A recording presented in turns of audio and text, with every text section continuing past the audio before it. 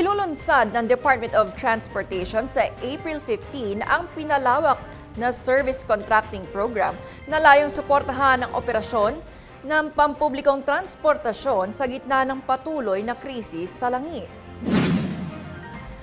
Ayon sa DOTR, makakatanggap ng bayad ang mga pampasaherong sasakyan depende sa uri ng unit. 30 pesos kada kilometro para sa traditional jeepney, 40 pesos para sa modern jeepney at UV Express at 100 pesos kada kilometro naman para sa mga bus.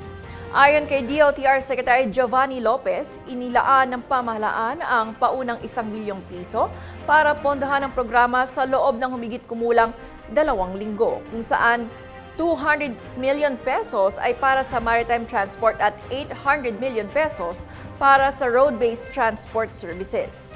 Ang tansya po natin, ang computation natin, ang makikinabang po dito, ang maseservisyohan ay higit mga 1,000 transport operators nationwide. Sa tingin namin qualified na mga pampublikong sasakyan na 50,000 PUV unit. Ang makikinabang naman po na pasahero is around 50 million daily passengers. Gagawin natin is net service contracting. Pero may kasamang fare discount. Dati-dati po, kapag nag-net service contracting tayo, hindi na po tayo nagbibigay ng fare discount.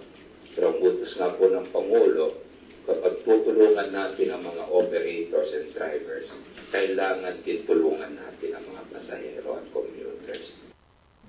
Makikinabang ang mga commuter sa dagdag na 20% fare discount sa mga rutang kabilang sa programa, bukod pa sa umiiral na diskwento para sa mga estudyante, senior citizen at PWDs na maaaring umabot sa kabuuang hanggang 40% na bawas sa pamasahe.